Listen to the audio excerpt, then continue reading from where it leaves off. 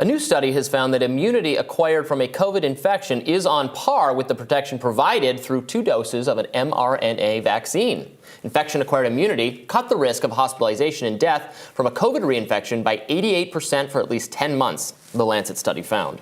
The immunity generated from an infection was found to be at least as high, if not higher than that provided by 2 doses of an mRNA vaccine, the authors wrote.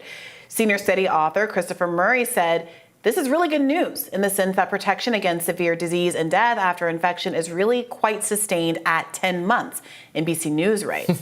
Yeah, that's an incredible study, especially the part about the longevity. Because think of the concern a lot of people had with both the protection from prior infection and protection from the vaccines is, well, how long does this last? Because that's the fundamental question you're having to consider when thinking about whether or not it's time to boost, whether you want to. Does it wane more easily or more rapidly for people who are immunocompromised or the elderly, the people we want, to be protected anyway?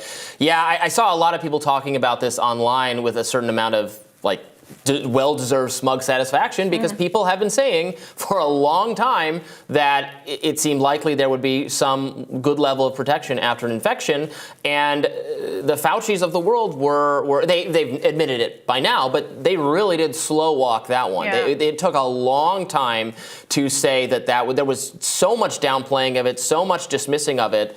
That was really harmful. There was it doesn't really matter if if you've already had it, you still got to get vaccinated.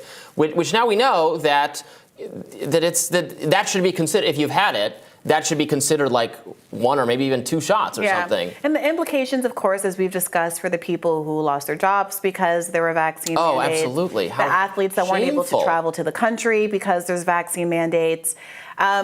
It's incredible. And not to mention the level of course, social shaming that existed around the idea that you're going to kill somebody's grandma because you don't go ahead and get vaccinated.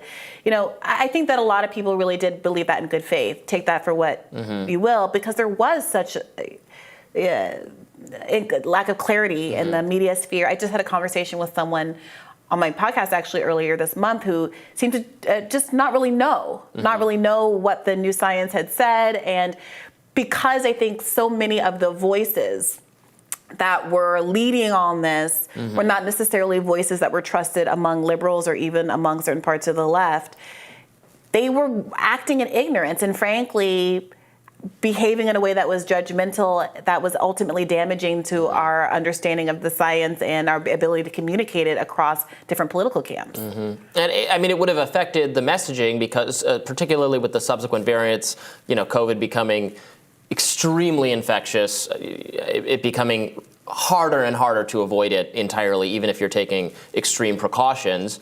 The messaging could have been like, well, have you had it yet? Okay, if you haven't had it yet and you're in a 65 plus category, look, you should get the vaccine to decrease your risk of severe disease and death when you then get COVID. If you've already had COVID, great. This is not, make whatever choice you want, but it's not as pivotal. But if you know you've not had it, you should plan on, it's hard to avoid. You have a high likelihood of getting it, and you might benefit, especially if you're in that age category, from vaccination first. But if you've already had, there'll be more trust. If the experts were saying, look, the key is, do you have any kind of protection yet to COVID? Find out, oh, you do. Okay, well then this is less of a dire situation then, because you have some protection. And I think if you'd leveled with people on that, it could have been really helpful for the campaign to actually encourage vaccination in the at-risk population. Absolutely, and I do hope they continue. I mean, I'm sure they are, but they continue to do these studies about how long the protective effects of these things last. When I was talking to people like Vijay Prasad about the decision making around the booster shots, which had just come out at the time, and the decision making that people were going through, I took a lot of what he said to heart. But the question for me was, okay, but at some point we can all acknowledge that this is probably the protection is going to taper off, whether it's from a vaccine or from a prior infection, and you can't completely ignore the relevance of boosters as long as that's the case. And are we going to be able to tell when it wears off before we have some huge wave of folks who are getting reinfected and then going into the hospital because they no longer have that infection? Or is there a way to predict that beforehand and to evade the enormous burden that would put on both the healthcare infrastructure and on obviously the people who are going to get sick and suffer. And I think that's the real unknown here that I hope scientists are getting to the bottom of. Yeah, and it should, if there's ever, we go through this again, God forbidding, hopefully not, there should be a little bit more humility from the medical establishment to begin with, on all fronts, right? There was, well, we don't know about this, but then confident assertions. I mean, there was confident assertions about how the vaccines would drastically reduce cases as well. They look at the studies; they're really effective against that, and you know that came apart. Yeah, and look, it is also worth noting that there were some bold claims that were made about the kinds of things that would prevent COVID that were not vaccine related. Some of which were not validated by science. Yep, Some of which had some validation that was minor and not really substantial. So there have been mistakes made across kind of the political spectrum. There's a lot of wishful thinking about exactly. And I'm not equating what some online person says about what treatment might be good versus what the CDC told us and misled us for a long time at all. But, you know, there is like a kind of a fog of war, confusion, some of which is in good faith. And I hope that we're able to figure out a way to regain trust and to not just be pointing fingers, because conflicts tragedies like this, emergencies like this are not going to go away, and even COVID isn't going to go away.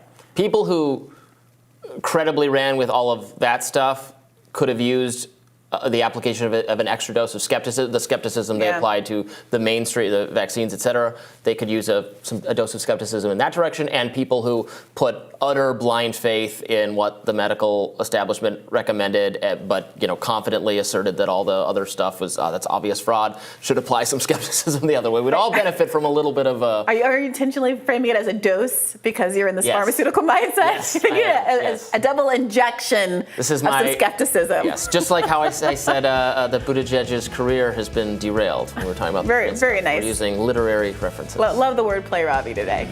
More Rising right after this. Stay tuned.